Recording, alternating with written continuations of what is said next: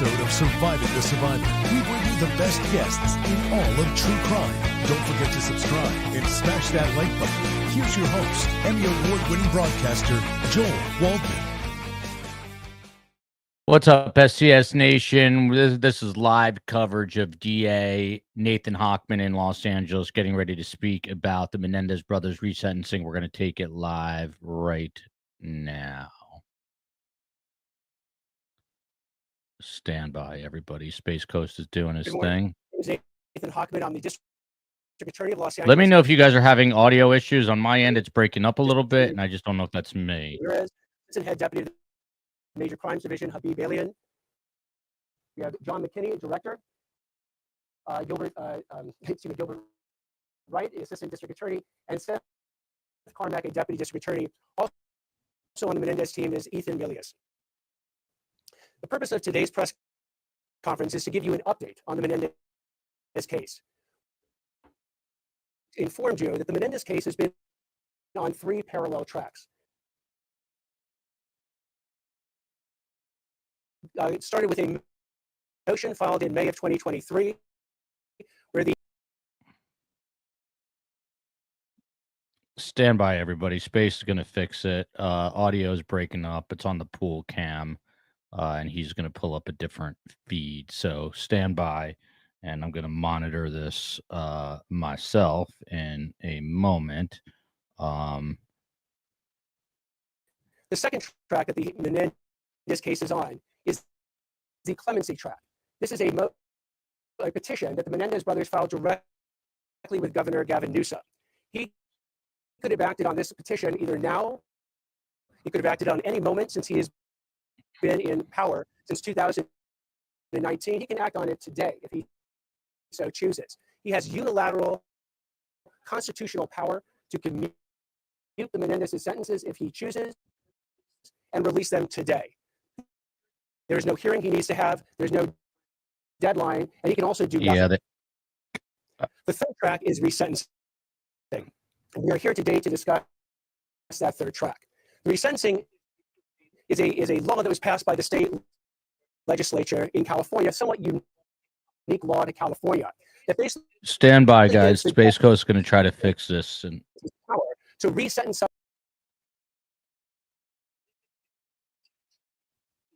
And I'm going to tell you what I'm going to do. I'm going to old school this. The possibility of parole to life with the possibility of parole. Now, resentencing hearings get started in 2 different ways in this case. One of the ways is that the court has initiated these proceedings itself. Let me know if you guys can hear this. 1172.1A1. The second way it also got started is when the prior district attorney filed a motion under this code section to begin the resentencing proceedings. What the position we are taking today is that we will go forward. We are prepared to go forward with the court's initiated resentencing proceedings and look forward to a resentencing hearing on that motion. However, we are asking the court to withdraw the previous district attorney's motion for resentencing because we believe there are legitimate reasons and the interest of justice justifies that withdrawal. Now, when one deals with resentencing, one of the key hallmarks of resentencing is, do the defendants pose an unreasonable risk of danger to the community? One way to decide if they pose that risk is to understand if they have been rehabilitated. And one way to understand if they've been rehabilitated is have they accepted and exhibited full insight into the crimes that they have committed and accepted complete responsibility for their criminal actions. Governor Newsom gave us a primer on how this actually works when he dealt with the Sirhan parole recommendation that had been made to him back in 2021. At that point, Sirhan, who was the assassin of Senator Robert F. Kennedy in the Ambassador Hotel back in 1968, had been up for parole hearings 16 times. For the first 15 times, the parole board denied parole. But on this 16th time in 2021, the parole board recommended a grant of parole to Governor Newsom. So he looked at the case and he actually issued a written decision. And in that decision, he analyzed the factors that were both in favor of parole, and there's an analogy to resentencing, and the ones that weren't. The ones that were in favor for parole was that at the time of that parole hearing recommendation, Sirhan was 77 years old. He had been in prison for 54 years. He was suffering from a diminished physical capacity. In his childhood background, he had lived through a war-torn area. He was 24 at the time that he committed those crimes. And while in prison for those 54 years, he had engaged in comprehensive involvement in rehabilitative and self-improvement programs. He earned his Associate of Arts degrees and other certificates. He engaged his classification score, which is an analysis by the California Department of Corrections and Rehabilitation as to what type of risk level you're at, was at the lowest. It was a 19. In fact, the California Static Risk Assessment said it was that lowest level. His rule violation reports, that's the number of reports that he had experienced since he had been in prison since 1968, was 2. And the last one was in 1972. He had letters of support from prison officials, and he had letters of support from 3 of the 9 living Kennedy family members. Yet the governor looked at all those positive factors, recommending parole for Sirhan. Now it's in 2021, 2022. But he said that one factor overcame all those other factors. And that one factor is that Sirhan had not demonstrated full insight into his crimes. He had not completely accepted responsibility for his actions based on his multiple stories of what occurred that night in 1968.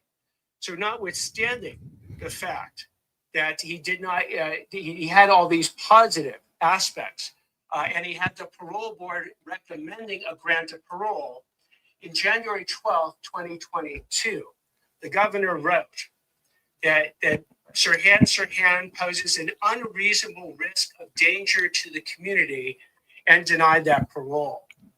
The reason this could be an instructive case is that there are almost no cases right now on Penal Code Section 1172.1, the resentencing statute. But the focus of it is the same focus as we have in the parole context. Is there an unreasonable risk of danger to the community by these particular people? In Sirhan, he was a murderer of Senator Robert F. Kennedy, and he shot 5 additional people that night. And here we have the Menendez brothers, who are murderers of their parents the night of August 20th, 1989. While Sirhan is 77 at the time that Governor Newsom made his decision, right now the Menendezes are either 57-year-old for Lyle Menendez or 54-year-old for Erik Menendez. They've served 35 years in prison. Sirhan served 54 years. They don't suffer from the diminished physical capacity that Sirhan does. They had also childhood allegations of physical, sexual, and emotional abuse in their childhood, while Sirhan had never been arrested or charged or convicted of any crimes before his offense. Erik Menendez had been arrested for multiple residential burglaries and received diversion. And Lyle Menendez had also been arrested for multiple residential burglaries. When it comes to rehabilitative programs, yes, both Sirhan engaged over the 54 years in significant programs, as have the Menendezes. When it comes to education that they earned, Sirhan earned an Associate of Arts degree. Erik Menendez has earned multiple Associate of Art degrees and is currently enrolled in UC Irvine. And Lyle Menendez earned his Bachelor of Arts degree from UC Irvine. As far as classification scores, they're all at the same level, a 19, which is considered the lowest level you can be at in the prison system. With respect to that California Static Risk Assessment, they're all at the lowest level. Rules violations, you had 2. For Sirhan, the last one in 1972, You have 9 for Erik Menendez, the last in 2021, and 8 for Lyle Menendez, the last in 2024. They each have letters of support from prison officials, and the Menendezes have multiple letters from all living victim family members, aside from one who recently passed. And they received those letters in support of their being released. With respect to them, the key issue of exhibiting insight, full insight into their crime, completely accepting responsibility for their actions. This is where the Menendez, like Sirhan, also fall short. As we lay out in our, which is now 87 pages long, we go through a 60-page statement of facts, which is different, by the way, than the pages that the prior motion had laid out as far as involved. And as we show, that's the essence of the defense that the Menendezes have maintained from the first trial into the second trial to the We're trying. is that they acted in self-defense. They had an actual fear of imminent harm, in essence, that their parents were going to kill them the night of August 20th, 1989. As we show extensively, and just to make this point, that this case is not, or their defense was not about sexual abuse, because I know that issue's come up many times, but about self-defense. I take you to both Erik, Lyle's, and their own attorneys' statements. At trial, Erik testified, and he was asked, did you kill your father because he sexually molested you? Answer, no. Did you kill your parents because you hated them? Certainly no, was the answer. Did you kill your parents because you wanted their money? Answer, no. Did you kill your parents as an act of mercy? Answer, no. Why, Mr. Menendez, did you kill your mother and your father? Because we were afraid. What is it you were afraid of? I was afraid of dying. Who were you afraid was going to kill you? My mom and my dad. Lyle Menendez similarly testified as well. It was asked the question on August 20th, 1989, did you or your brother kill your mother and father? Yes. Did you kill them for money? No. Did you kill them because you wanted to pay them back for the way they had treated you? No. Why did you kill your parents? Because we were afraid. That is the essence of their defense at trial. It was not sexual abuse. The jury was never asked to render a verdict on sexual abuse. It was all about self-defense. In fact, Erik Menendez's attorney, Leslie Abramson, said, we have never said that because you're abused, you're justified in killing your abuser. We didn't argue that and never will. So the question then is, have the Menendezes exhibited insight into the fact that their self-defense defense was fabricated? And as we go through the iterations of their defense that they issued from the time that they were arrested until the time that they went to trial, until the present day, what you will see is that the self-defense was the last iteration and version of their defenses. Because remember, the first defense that they came out with was, we didn't do it. That's not us. If you remember the 911 call, if you remember Erik Menendez screaming and crying when the police came out that night, he says to the police, we're going to kill them, referring to the people who had just murdered his parents. We're going to kill them. We're going to torture them. Who would have done this thing? The answer is the Menendezes. But their first iteration was it wasn't them. It was either the mafia or the cartel or the dirty business associates of José Menendez. They persisted in this lie, not just the night of August 20th, but kept that lie going for months and months and months. And had Erik not confessed to his therapist, Dr. Oziel, months later, and that confession's tape been turned over to the police, they would have maintained it wasn't us. They convinced not just the media, not just the police, but their family and their friends that they were 100% innocent of these crimes until Eventually, these tapes came out. They were arrested. Then they changed to the next iterations, because the next iteration of the story was when Lyle Menendez gets his girlfriend, Jamie Pisarek, to visit him at prison and says, I want you to testify that my father drugged you and violently raped you, establishing that José Menendez was a violent rapist. Jamie Pisarek refused to do that. So the next iteration of the story was that Lyle Menendez asked Jamie Pisarek and said to her, well, Erik Menendez was raped by my father, but I was raped by my mother. That's a story that was then repeated to Erik and Lyle Menendez's uncle, Carlos Baralt, that Erik Menendez was molested by the father, but Lyle Menendez was molested by the mother. That iteration didn't go forward. The next iteration that ultimately came out at trial and just before trial was that both boys were molested by the father. But as you heard a moment ago, that wasn't a defense to the charges of first-degree murder with special circumstances, because you had to add one more thing that the jury was now going to consider, is not just that they were sexually abused, but they were actually in actual fear of imminent harm, of their lives being taken by their parents the night of August 20th, 1989. So self-defense is the defense that they set forward at the trial. Good job, Spacey.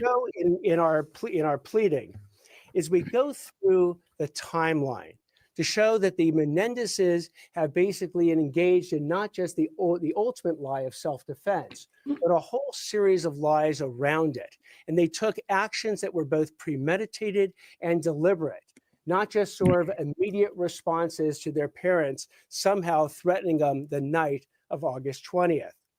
We point out that days before the murders on August 20th, on August 18th, the Menendezes drove 120 miles to San Diego to purchase shotguns and ammunition and used a fake ID and a fake San Diego address to make sure that the guns and the ammunition would not be connected to them. The day before the killings, August 19th, they go to a firing range and they find out that the birdshot ammunition that they had bought isn't good enough to kill someone. They're told you need buckshot ammunition in order to actually kill someone, and they buy it that day. Hours before these killings, at roughly 10:20 p.m. on the night of August 20th, Lyle Menendez contacts one of his friends, Perry Berman, to set up the alibi. And the alibi was that they were going to go to Batman the movie at the 8 o'clock showing. And they would be at that movie when the killings would have occurred, and then meet Perry Berman at the Taste of LA event afterwards. They set this up before the killings. Now, during these killings, as we've explained before, these weren't just a situation where all of a sudden the parents threatened their lives, they reached for something and shot them dead.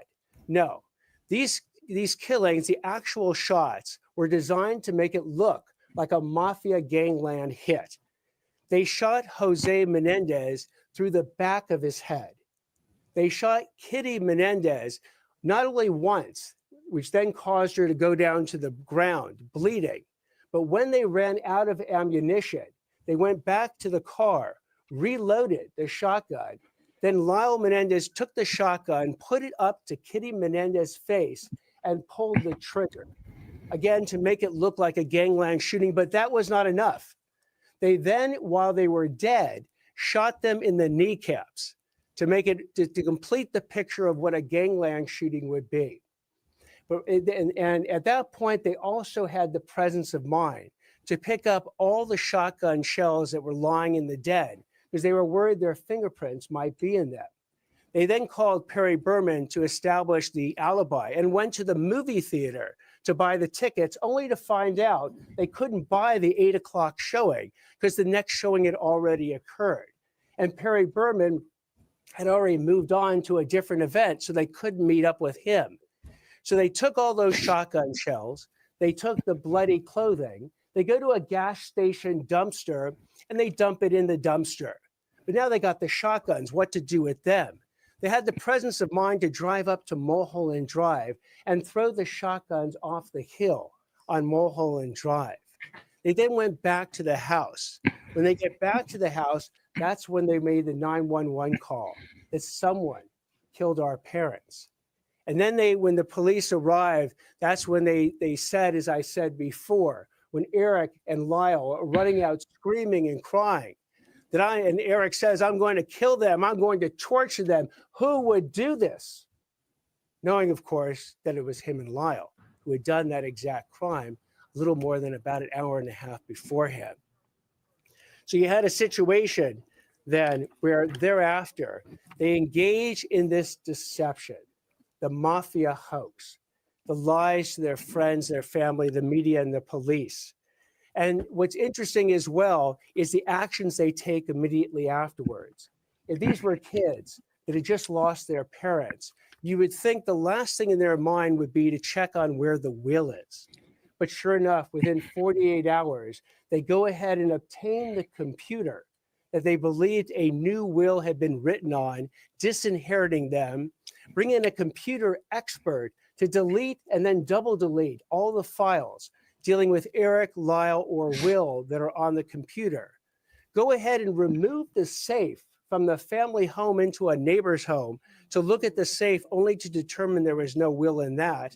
And then even go to the bank safe deposit box to go ahead and see if José Menendez had put the new will there, disinheriting his sons as he told them he was going to do. So the story again keeps going on, and today Erik and Lyle Menendez, at least from the beginning, fully expected for them never to go to prison because they had successfully convinced everyone that they didn't do it until they spoke to Dr. Oziel. And Erik, feeling the pangs of guilt, feeling even suicidal, talked to Dr. Oziel and basically told Dr. Oziel that they had done it. When asked about why they killed their father, they didn't mention self-defense. Why they killed their mother that night, they didn't mention self-defense. What they said about the father, what Erik said, is that he was a controlling, dominating force, and that is the reason that he was killed. When he was asked about the mother, he said the mother would be a witness to the crime, so she had to die. That the mother was so miserable because the father had had an affair that we needed to put her out of her misery, that the mother could not live without the father, and if we're going to kill the father, we had to kill the mother. What doesn't happen in any of the taped conversations with Dr. Oziel, and remember, he is being brought on by the attorneys to eventually go ahead and prepare a defense to the murder charge. So what they never tell Dr. Oziel in all the taped confessions is that they were in any fear of their life that their parents were going to kill them that night or any night, and that they experienced sexual abuse by the father. So the story then goes on because once they get into jail, additional lies come up. I've spoken before about the lies that Lyle tried to tell with Jamie Pizarnik about her being violently raped by José Menendez. They also enlist another of Lyle's girlfriends, Tracy Baker, where Lyle literally writes her a script, a letter that is found later that lays out a story of the mother trying to poison the Menendez brothers and the entire family. Tracy Baker actually testifies to this false story in the first trial, though not in the second. And not only that, but Erik and Lyle Menendez each testify to this fake mom's going to poison us story. What we also find out is that Lyle enlists one of Erik's friends, a guy named Brian Eslamania, to go ahead and corroborate the self-defense story. How is he going to do it? Because the letter that Lyle writes to Brian Eslamania, which is actually found by the police, gives detailed instructions down to the actual word that Brian's supposed to say that the day before these killings, the Menendez brothers came to him to get his handgun in order to establish that they had this fear of their parents, even at 24 hours before, and tried to get a handgun. That is actually disproven. And when it's disproven, again, Brian Eslamina says, look, I didn't have that conversation with the Menendez brothers, and I didn't even have a handgun to give them, even if they said that I did. So you had these situations. The Brian Eslamina attempted suborning perjury. The Jamie Pizarczyk attempted suborning a perjury, and the Tracy Baker actual suborning a perjury that the Menendez brothers engaged in to establish the self-defense. But it failed. And the reason we know it failed is that a jury heard all this evidence.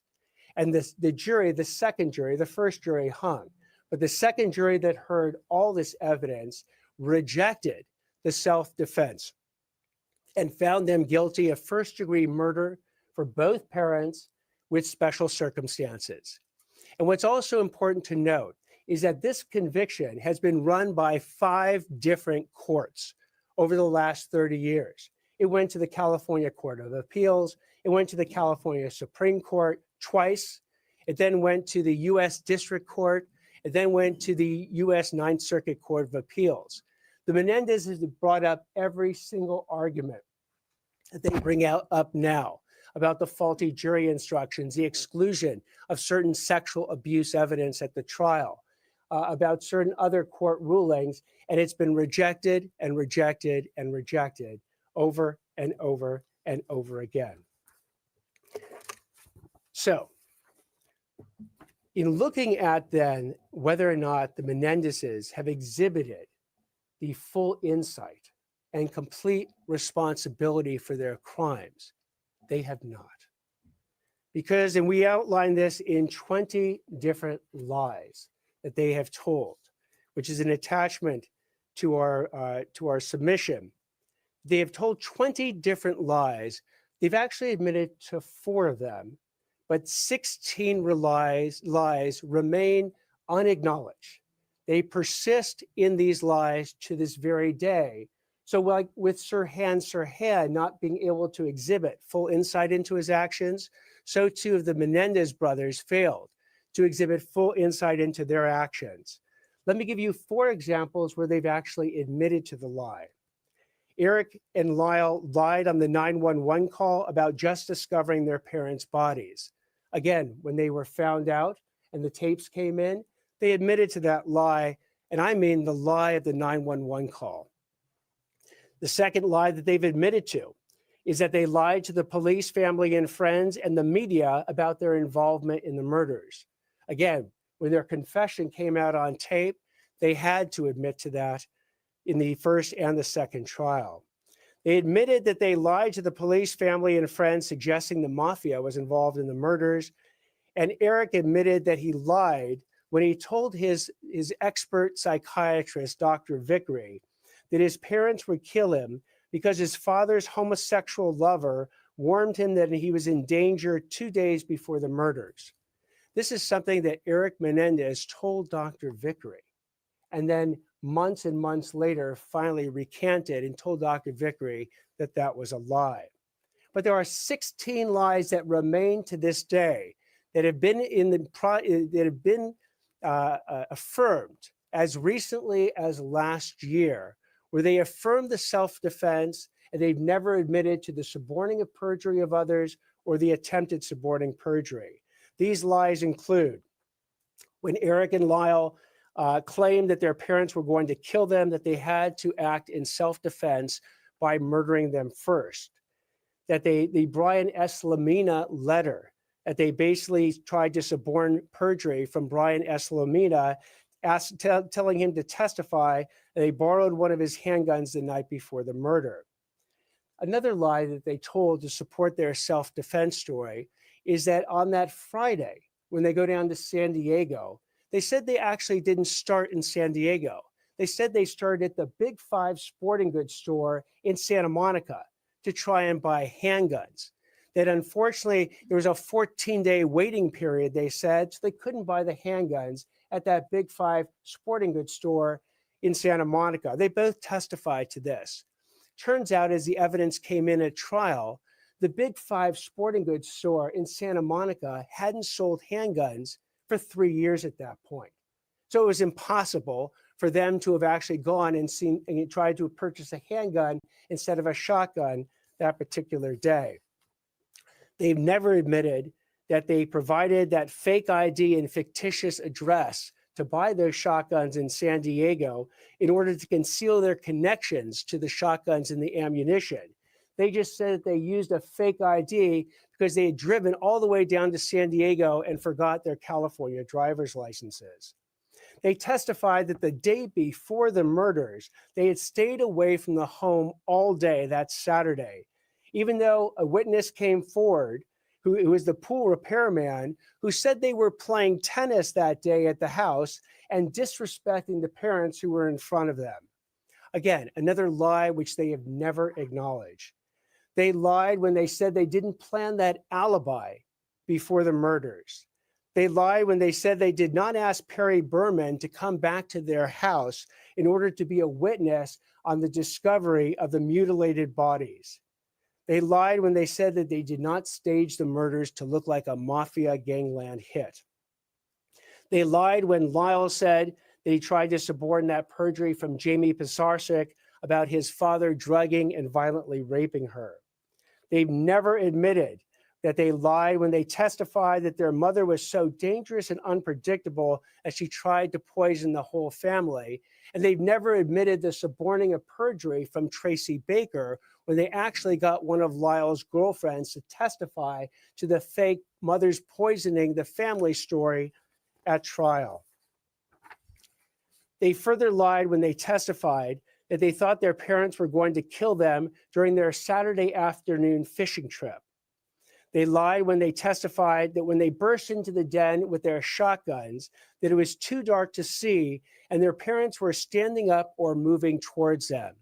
Expert testimony showed that at all times, the parents were seated on the couch when they were shot, or mom was on the ground bleeding to death when Lyle came back and shot her in the face.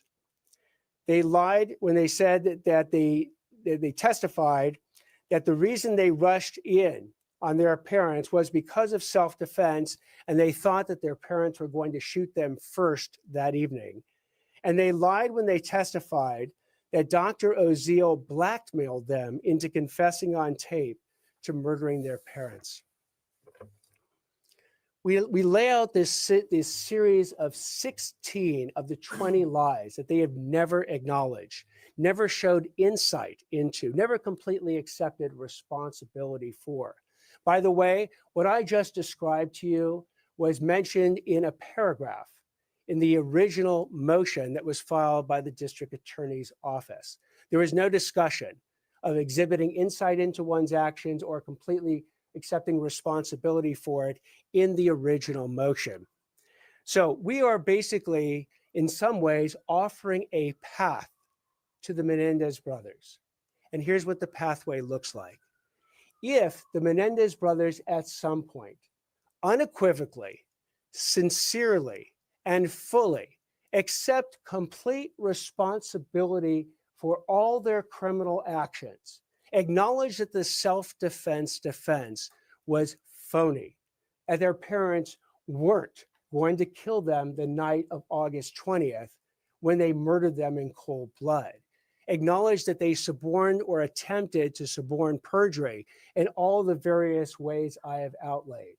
If they go ahead and finally come clean with the court, with the public, with the DA's office, with their own family members, and acknowledge all these lies, and then can be said to have fully and completely accepted responsibility for their actions. In the future, the court can weigh these new insights into making a determination as to whether they now qualify for rehabilitation and resentencing. And the people will do the same. The district attorney's office, if it is presented with these new insights, unequivocal, sincere acknowledgments of all the lies they have told for the past over 30 years, we too, in the district attorney's office, will reconsider whether or not we would want to go forward with a resentencing motion. But for now, while the Menendez brothers persist in telling these lies for the last over 30 years about their self-defense defense and persist in insisting that they did not suborn any perjury or attempt to suborn perjury, then they do not meet the standards for resentencing. They do not meet the standards for rehabilitation. They have not exhibited the full insights and accepted complete responsibility for their actions. And as a result, just like in the Sirhan case, they pose an unreasonable risk of danger to the community, and the resentencing should not, therefore, be granted. I'm going to stop now. I'll take any questions that anyone has. After I'm done with these questions, Maria Ramirez will address the Spanish-speaking media and provide information at that point. The hearings on March 20th and 21st, is word that they have been postponed. Is that it? So those hearings, whether they occur on March 20th or 21st or at some point later, first it's up to the court on what the court ultimately wants to do. The court is receiving our response today. We anticipate the court may keep the March 20th and 21st dates to deal with our response. Both again, part of our response is to go forward with the court's initiated motion for resentencing, and part of our response is a request to withdraw the DA's motion in this regard. The court might have the hearing then on that issue, and then if in fact it decides to go forward with the full resentencing, set a hearing in the future. I know that the governor has now ordered the parole board to do the risk assessment. That risk assessment can take up to 90 days. We don't know when it will actually be completed. The court may or may not want to have that risk assessment done before it has the final resentencing hearing. Yeah, can you just clarify? So obviously you've laid out this case. This motion will be in the file no matter what, but you cannot hold back Gascon's motion. You're asking the court to pull that away. If they decline in this hearing, the court will then have to weigh both motions equally. How does this play out in that? Effectively, yes. So what will happen is, again, you have in some ways double motions going forward. And in looking at the different motions, we have now analyzed the original motion filed by the district attorney's office and saw that in no way, shape, or form did they deal with what we believe to be one of the key issues, this exhibition of full insight and complete responsibility for one's crimes. So we are pulling back or asking the court to withdraw that motion, while we're also indicating to the court that we're prepared to go forward on the court's own motion for resentencing. Considering all the facts that you've brought up, do you think there's any chance the Menendez brothers are going to get out of jail in the next few years? Again, we have laid out a pathway for the Menendez brothers to potentially get out of jail. It requires them to finally, after 30 plus years, fully acknowledge and completely accept responsibility for the entire breadth of the crimes and all the lies that they have told, including their defense at trial of self-defense.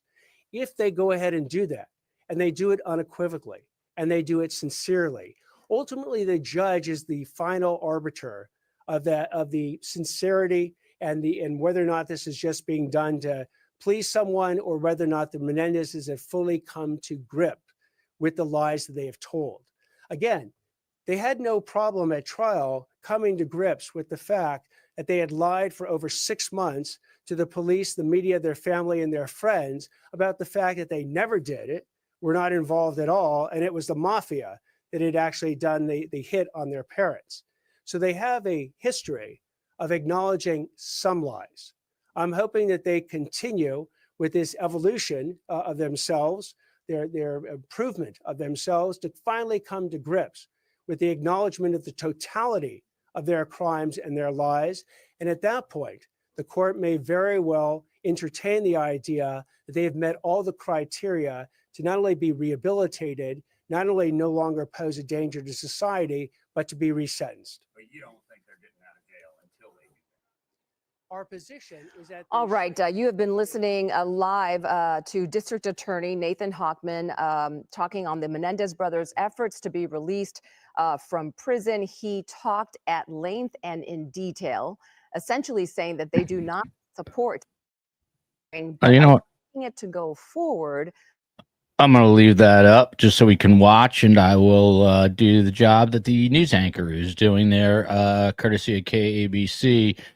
in Los Angeles. The headline here, and thank you all for joining us. Apologies for some of the sound issues that were quickly resolved, but that was DA Nathan Hochman. This has been going on back and forth like a tennis match over the last bunch of months. The previous DA, George Gascon, filed a motion for resentencing. Today, DA Nathan Hochman came out and quote unquote said resentencing should not be granted.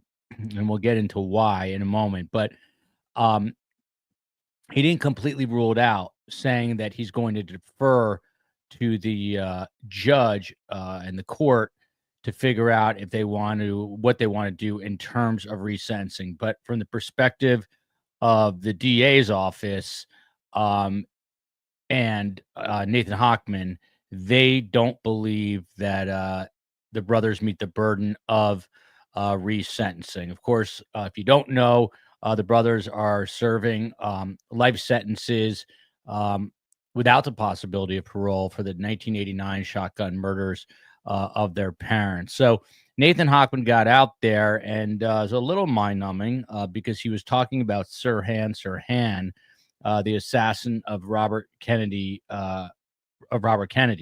and he was talking about how Sirhan Sirhan, similarly to the Menendez brothers, for a whole litany of reasons, didn't fit the bill for resentencing or basically a commuted sentence. And he kind of went back and forth between Sirhan Sirhan and the Menendez brothers case, then kind of got off of that and circled back, mentioning Sirhan Sirhan again. But I think a lot of people at the beginning, because it was very Sirhan Sirhan heavy at the top, it was almost like he was talking about that case instead of the Menendez brothers. And I think people were wondering, what the hell is this guy talking about? But he was getting to the point that he feels like they are, again, undeserving of any sort of resentencing. And it's based on the fact that he cites 20 lies that the Menendez brothers have given over the years, and that 16 of them remain, that they have never unlied about the lies that they had put out there.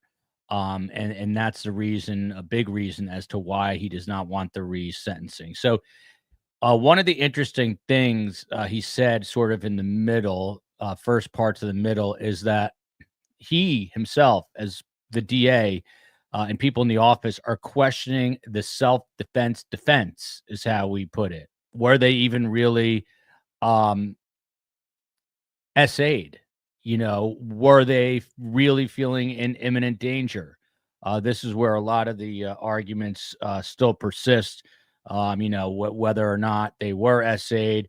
You got to keep in mind, though, too, the time. This was decades ago. It's hard to believe, but it was. And there was a different perception. And we have had Dr. Ann Burgess on this very show, who actually interviewed Erik Menendez, and she was a witness in the first trial, and that ended in a hung jury. But in the second trial, they suppressed almost all the essay evidence that was to be brought in. What's interesting to me is that, again, for the second time in just a few weeks, let me take this back up. I think he's taking some more questions. So let's see here. Yeah, there's some more questions here. Let's watch for a minute. So it was a 3-hour meeting. And remember, the district attorney is not obligated to meet with any of the family members, not even obligated to necessarily, certainly not obligated to meet in person. I could have taken written communications from any of the family members and actually did receive some written communications. But I sat there for over 3 hours. I didn't tell any of the Menendez family members what to say or what I wanted them to say. I said, whatever you want to say to me, please say it. And I sat there and listened to everyone who wanted to speak to me until they were done speaking. So if they've characterized that meeting in whatever way they're going to characterize it, so be it. I understand that the Menendez family members want, the ones that are supporting this, want the Menendezes out today. They could go to the governor. They wanted to actually achieve that. Literally go to the governor Newsom today and he could commute their sentences and release them today. I, on the other hand, am bound by the facts and the law as it pertains to an analysis of whether or not resentencing is appropriate. And that is what I've done. Again, the jury heard this self-defense defense way back when, and the jury rejected it.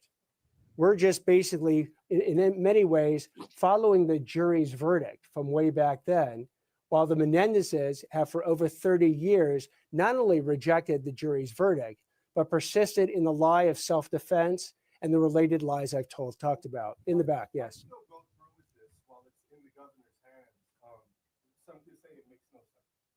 Why go through the resentencing? That's actually up to the court. The court can decide to continue a hearing and wait for the governor to weigh in. The court can keep the hearing on March 20th and 21st. District attorney is not going to tell the court what to do in this respect.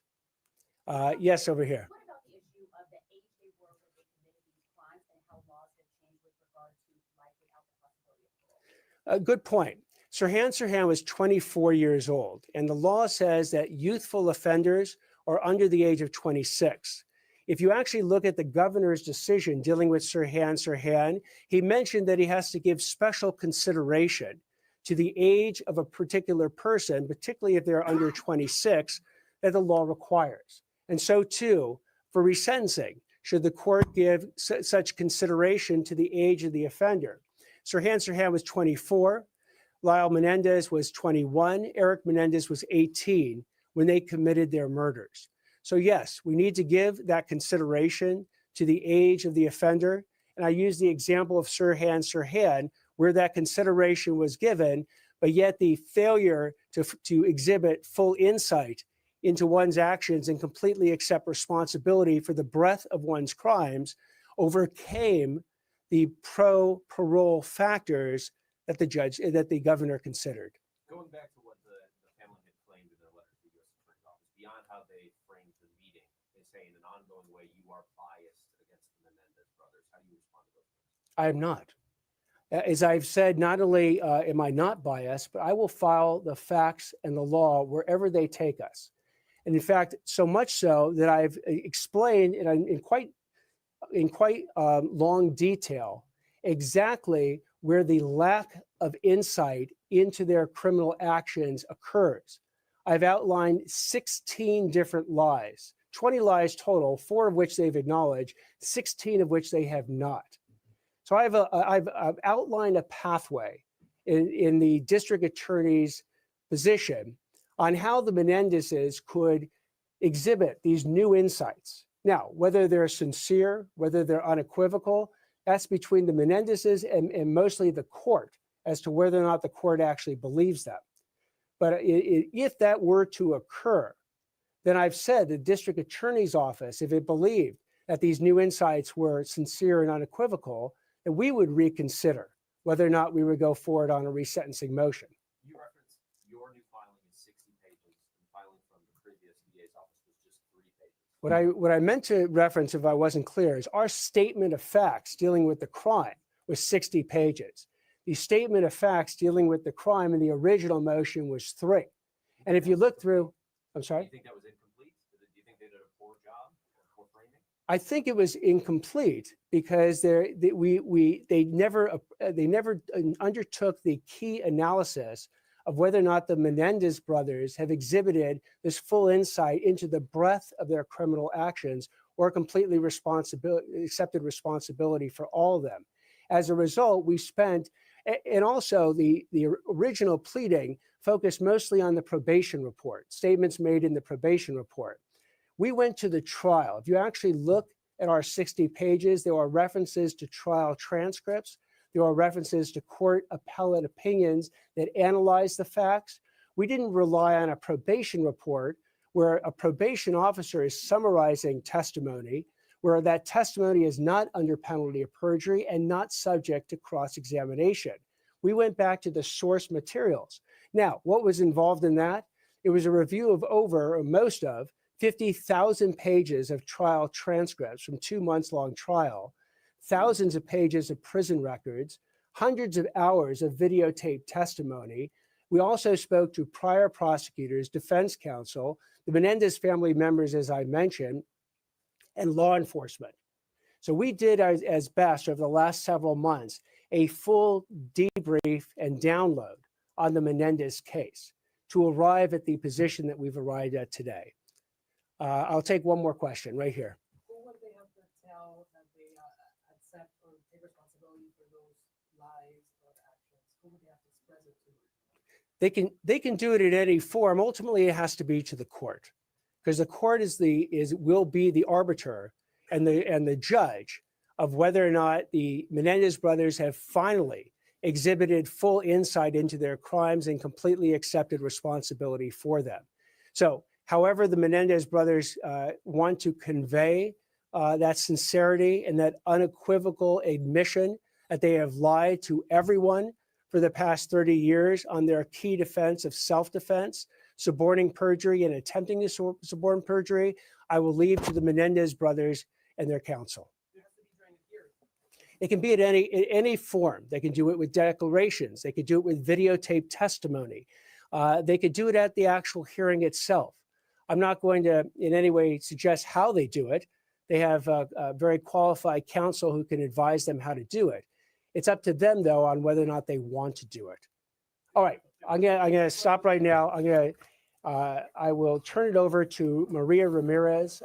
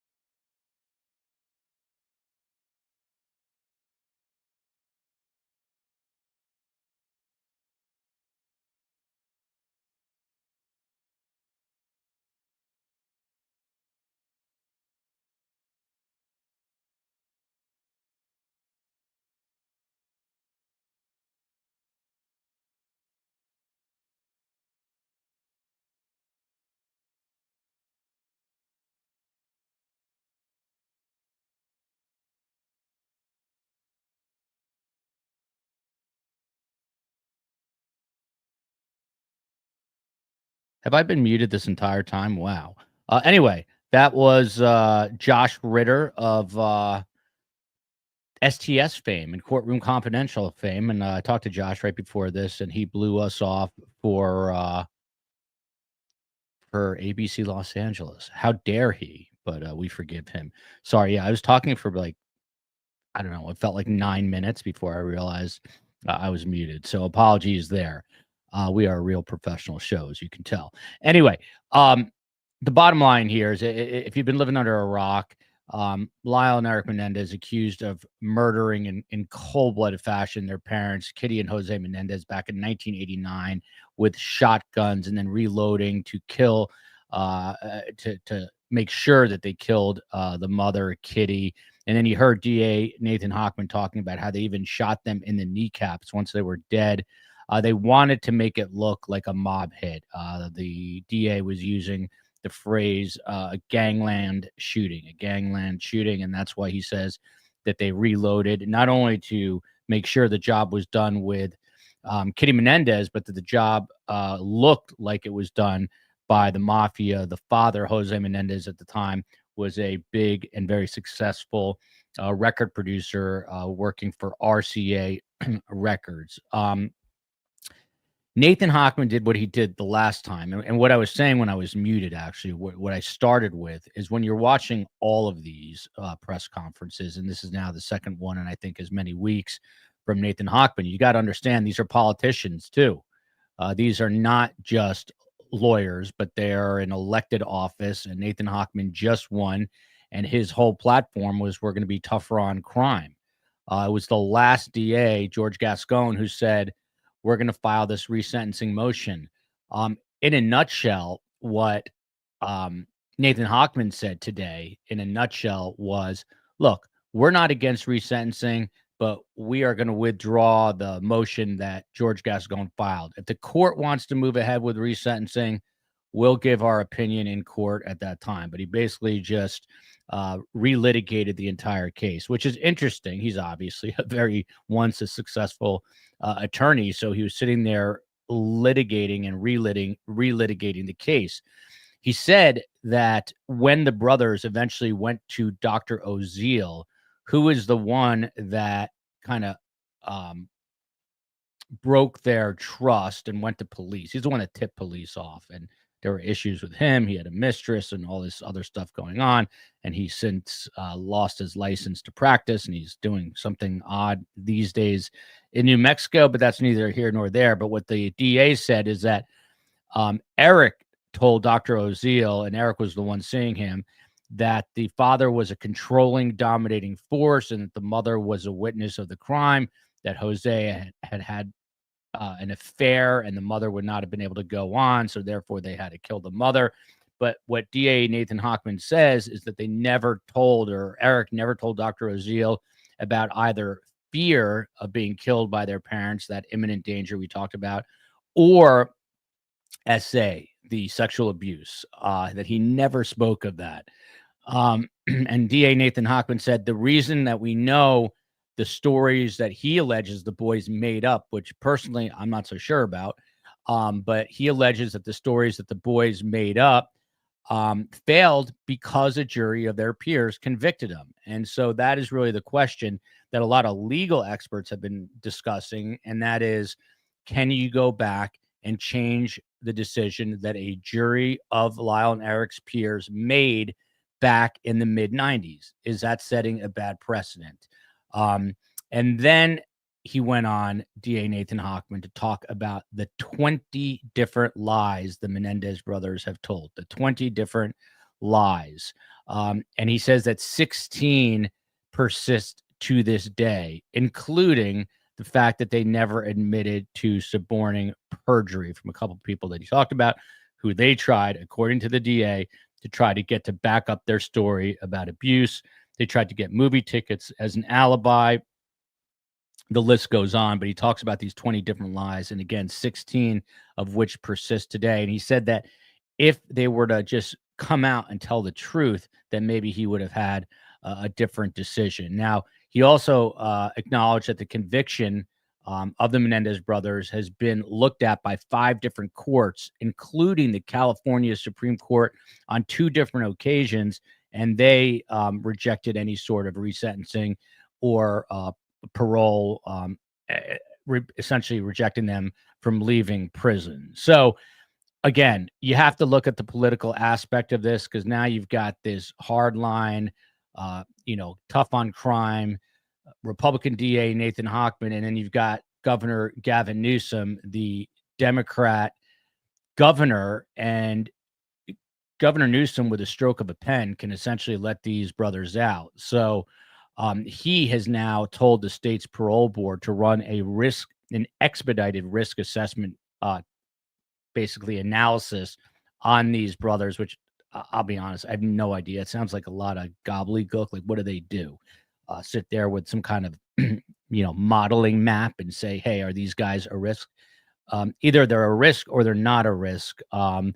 And again, this is unbelievably polarizing. Those who think that they did this out of ill will and greed are not going to change their minds. Those who think that they were SA'd and the mother was sort of, I hate this term, collateral damage because she was a witness, they're going to believe that. I saw a lot of comments, by the way, in the chat that basically said in their countries, these are people who are watching us from the UK, from Ireland, Australia, they're all in the chat, and they all said it was interesting that these 2 brothers would have been out in 5 to 7 years if they even served time. So it's just interesting to see the comparison of the criminal justice system. Now, in other news related to all this, Lyle and Erik Menendez's family, 24 members, have come forward to say, let these guys out. They've served their time. These are cousins and close relatives, the aunt or aunts of these brothers have come out and said, let these guys out. One person who has been against it was their uncle, who is Kitty Menendez's brother, Kitty Menendez's brother. His name is Milton Anderson. Well, they just announced in the last day or so that he actually died.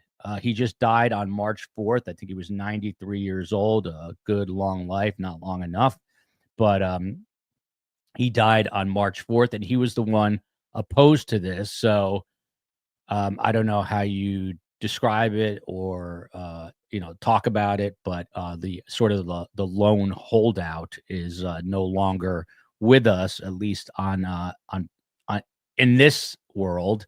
He might be with us in a different world, depending on your beliefs, but he was the one who was against it, and he is no longer here. The family came out. This I thought was really interesting. Prior to this, it was basically the cousin of Lyle and Erik, a woman named Tamara Goodell, and she had her own press conference with another second cousin. I think it was a week before last.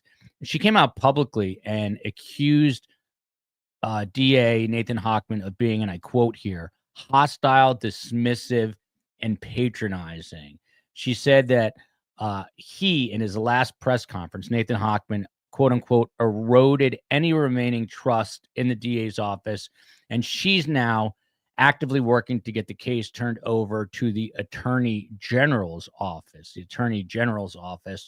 of the state of California. So we're going to see what happens then. She said that during Nathan Hochman's meeting, and you heard Nathan Hochman made it a point to say, hey, listen, I don't have to meet with anybody. What's interesting about Nathan Hochman is, I think this is my own take, is that he's an absolute like letter of the law guy. He's a by the books guy and almost robotic, right? I mean, he's just literally going off what the letter of the law says. And because of that, he can't come to any other conclusion than what he has come to. But the family here, and I saw a lot of comments in the chat, they want, empathy and compassion. And obviously there's half the people who are following this don't believe they deserve a scintilla of empathy or compassion, but the other half do.